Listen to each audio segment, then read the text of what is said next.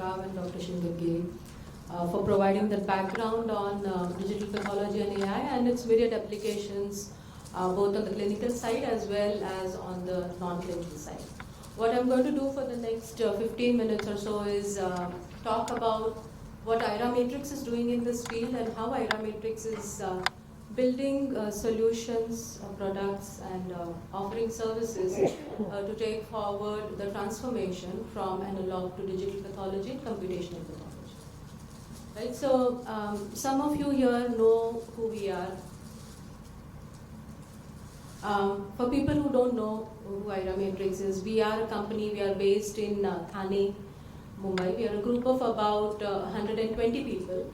And what we do is develop deep learning, machine learning based image analysis solutions as well as image management systems, both for the preclinical as well as the clinical domains. On the clinical side, we develop solutions that are diagnostic, prognostic, and predictive in application, and we focus on prostate, lung, and breast cancer. On the preclinical side, we develop solutions for safety assessment as well as discovery pathology. By virtue of which the clients and collaborators that we work with are pharmaceutical companies, CROs, NHS hospitals, academic medical centers, and so on. So we are a group of about 120 people with cross-functional expertise. 80 of these are engineers who are experts in deep learning and machine learning. And arguably, this is one of the largest teams in the industry today that has these many number of deep learning, machine learning experts working throughout on different types of algorithms. So these are some of our clients and collaborators. We work primarily, unfortunately, with clients and collaborators outside of India. And they are mainly in North America, Canada, in UK, in Europe, in Israel, and importantly in Japan as well. We have worked with a few companies here in India, and we are really hoping that today begins some new collaborations where pharmaceutical companies and CROs in India also adopt some of these solutions. So I think Dr. Shingagiri mentioned, he showed some of the players in this field, and there are about 40 different vendors that develop artificial intelligence and deep learning solutions like we do. But there is a gap still. What the solutions currently available in the market do are, they look at individual abnormal features, say like liver fibrosis or necrosis or glomerulonephritis and so on.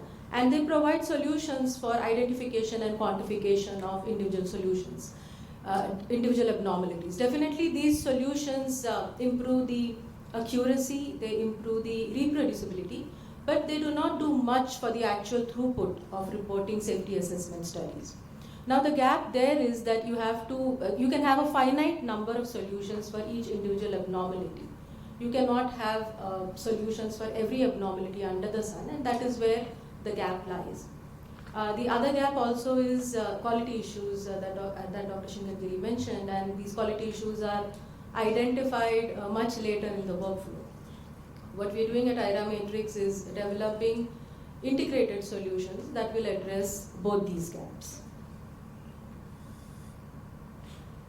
So just to give you a brief idea of where we began and where we are, and how this journey of ours mirrors the developments in the digital pathology and artificial intelligence space throughout the world. So digital pathology finds its beginnings somewhere around the 1960s when doctors in Massachusetts tried transmitting images from Logan Airport to Mass Gen Hospital. That is where telemedicine, as you could call it, began.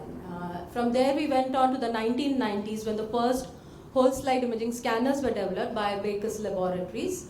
At that point, it took around $300,000 to establish a system, and took 24 hours for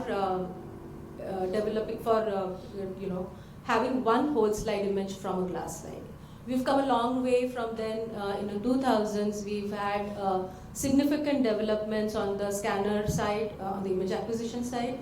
There is improvements in storages. There is improvements on the computation side. We have moved from handcrafted algorithms to machine learning and deep learning. And today we are on the era of computational pathology, a term coined by Thomas Fuchs somewhere around 2010. Right, so our journey at AIRA Matrix has mirrored these developments in artificial intelligence and digital pathology. We began more than a decade back. Dr. Marathe here has been an ally since the beginning for us. We began in 2014 by developing whole slide image viewers. From there on, we moved to our first version of abnormality quantification solutions, which were essentially handcrafted algorithms. Moving there on, we developed image management systems, quality control algorithms, and then we moved on to developing the version 2 of our abnormality quantification solutions, which were based more on machine learning and deep learning. From there on, we've now moved on to develop solutions that are based on unsupervised machine learning.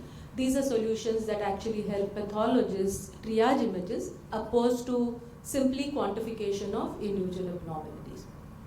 So on our side, we have progressed from handcrafted algorithms, from QC algorithms, to more complex algorithms now based on foundation models, based on unsupervised learning, algorithms that actually triage images into normal and not normal and make a significant tangible impact on the actual efficiency and the turnaround of reporting safety assessment studies.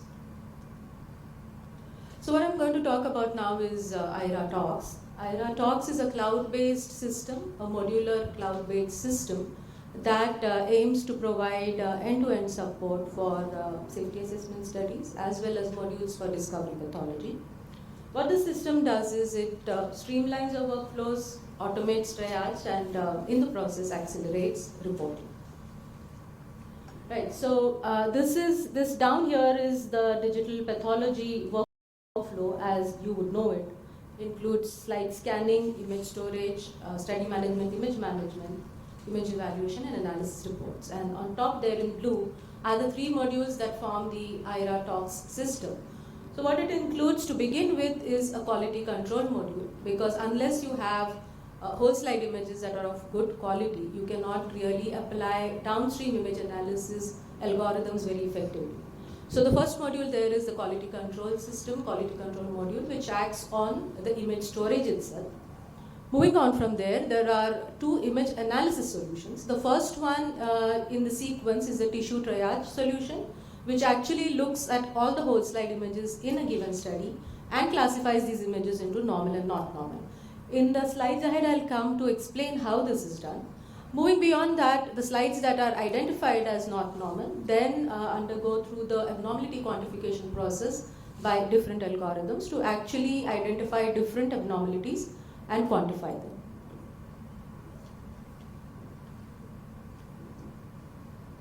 So the first one in the sequence, the module is quality control. What this module does is it picks up errors in pre-analytical workflows much earlier than you would expect with a conventional workflow, right? So the algorithm is all about identifying and quantifying different types of artifacts. It could be either tissue processing artifacts or slide scanning artifacts. And it not just identifies these artifacts and quantifies them, but based on thresholds that are predefined, it can either accept or reject images and send them back to adequate, proper workflows of either rescanning or reprocessing. So these are the different artifacts that the algorithm picks up, like out of focus areas, tears, tissue folds, ink marks, air bubbles, and so on. The algorithm has been developed using data coming in, almost 80,000 slides used for training, 20,000 used for validation. Data coming in from different laboratories, different scanners, different tissue types, 6 different species, identifying these 8 different artifacts, and helping optimize pre-analytical workflows. Once you're sure that the quality of the slide is adequate for downstream image analysis, the slide or the image then moves on to the next module here, which is the tissue triage module. So, as I said, what we have moved on to now from the supervised side, the supervised algorithms, is to the unsupervised algorithms. So, in the supervised algorithms, the algorithms actually need to undergo feature-based training. What it means is you're actually teaching the algorithm to identify a given abnormality, and there is only so much one algorithm can do. It can only identify one abnormality, and you need to keep training new algorithms for every new abnormality. How unsupervised learning differs from this is you are now teaching the algorithm what is normal instead of teaching the algorithm what is abnormal. So the algorithm learns what is normal, finds those thresholds for normalcy, and then identifies anything that lies beyond these thresholds. How this helps is these algorithms don't need to be trained every time for each new abnormality, and they are better at identifying subtle abnormalities than the supervised ones are. And so how this is done is we've used more than 100 million patches coming in from control animals to draw an n-dimensional space which sort of draws the boundaries of normalcy.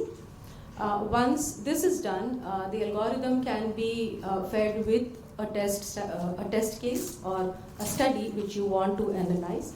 The algorithm will then identify anything that lies beyond these borders of normalcy to pick it up as not normal and highlight it further for the pathologist to study.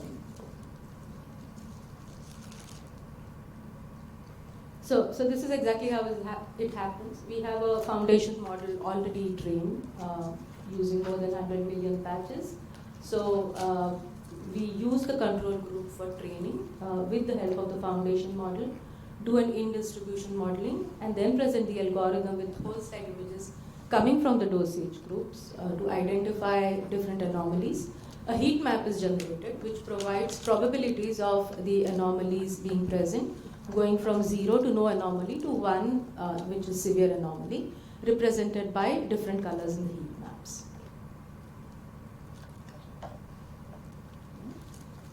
Right. So once the normal, not normal sorting is done, the not normal group goes for actual abnormality quantification. So as of today, we have more than 150 plus supervised learning algorithms.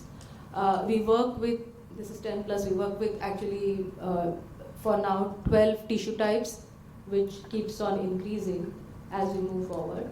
So just to give you a flavor or a cross section of the kind of algorithms that we are currently, that we've developed and are currently providing. These are some of the algorithms that we work on: the liver and kidney primarily, then the male reproductive side. On the testes, we do spomatogenic staging as well as detection and quantification of different germ types and detection and quantification of different abnormal features as well. On the epididymis too. Then there is estrus staging as well as ovarian follicular counting on the female reproductive side. On the immunotox side, we work with different organs to look at segmenting the organs into different compartments and then identifying and quantifying different cellular features in these different compartments. So, yeah, of course, we work on the heart, brain and lung, the brain for anatomical subsite identification across all 7 sections of the brain, as well as to identify different abnormal features there. We have also been working some on neurodegenerative disorders now, and that will soon be in the offing. Some of our posters are displayed outside. You can have a look at them in the breaks, and please come back to our team with any questions that you may have on those posters. So just to give an illustrative example of how this works, this is image of a kidney from a high dosage group. So this is how first, once the QC is done, the tissue triage algorithm will act on it. It will provide you with a heat map saying which areas are normal and which areas are not normal, with probabilities going from 0 to 1 for the different colors.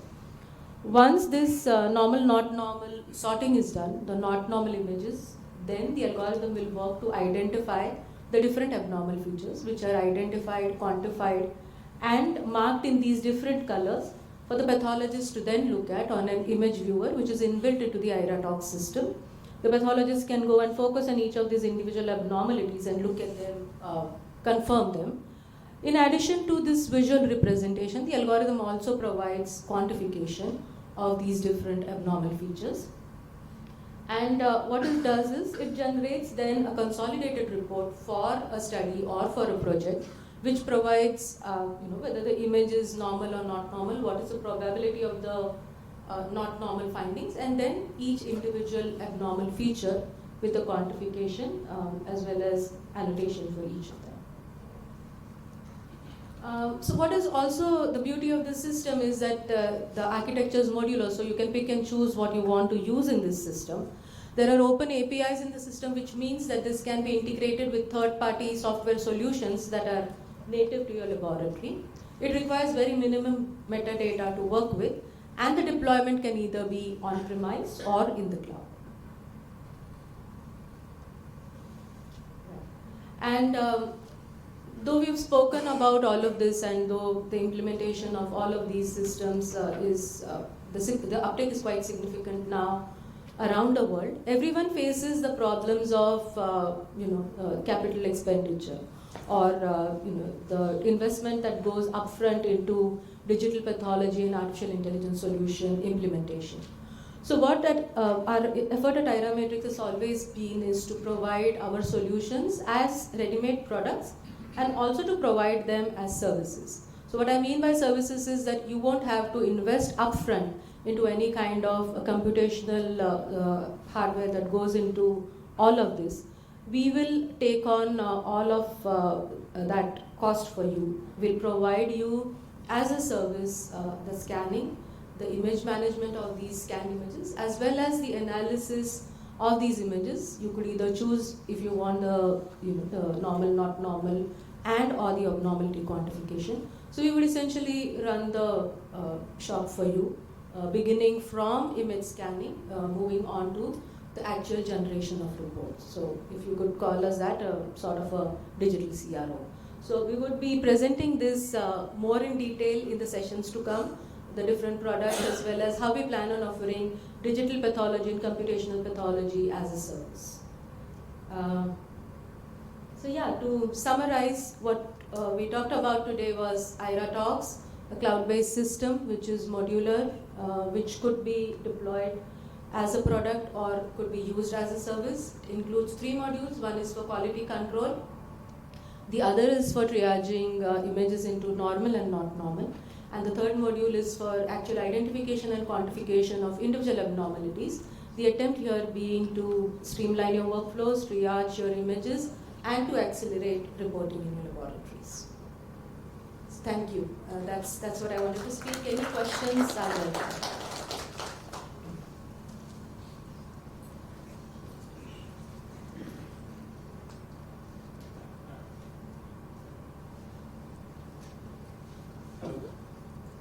Hi, I'm Pushkar from Dr. Reddy's.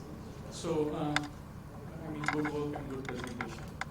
One question is, right now, whatever you said are all the methods that you have used to improve productivity, generally. Do you have, or do you anticipate or plan to develop something on finding a surprise?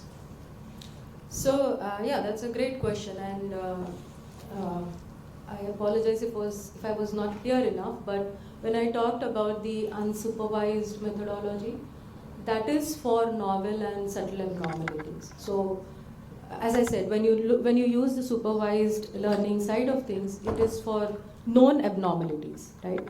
But when there are unknown abnormalities or surprises, as you've nicely put it, the unsupervised algorithm comes into play, and that algorithm, because it knows what is normal, it identifies everything else that lies beyond normal. So it could be a new finding, a new surprise that you were not expecting in your study, and the algorithm will identify it and highlight it for you to further look at. Thank you. And one more question, last one. That based on the training set that you have given to develop these algorithms, the data that has been generated for those training set itself is a value. It is. So, are you offering it in some form? As of now, we are not, but I think I'll need to talk to my CEO to use that as a revenue stream in the future. But as of now, we are not. We are, because There are certain integrity issues and security issues with the data as well, but yeah, we could look at it in the future to offer these for other developments as well. Thank you. Hi, this is Anikethan from Sinji. Here. Here. Oh, absolutely. Yeah. Yeah, sure. So, with the algorithms that you already have, so are they being trained with respect to the age of the animals? They For are. example, yeah, if we have issues from a juvenile rat versus an adult or aged rats, Right. so can you differentiate what's normal for that age group of animals? Right. So it is trained based on age-wise samples. So, for example, what you would expect in carcinogenicity studies as background findings is not what you would find in younger rats. So yes, the age-wise training is done, and also when we do every study, we use concurrent controls for that study as well to further customize the thresholds of normalcy for that study.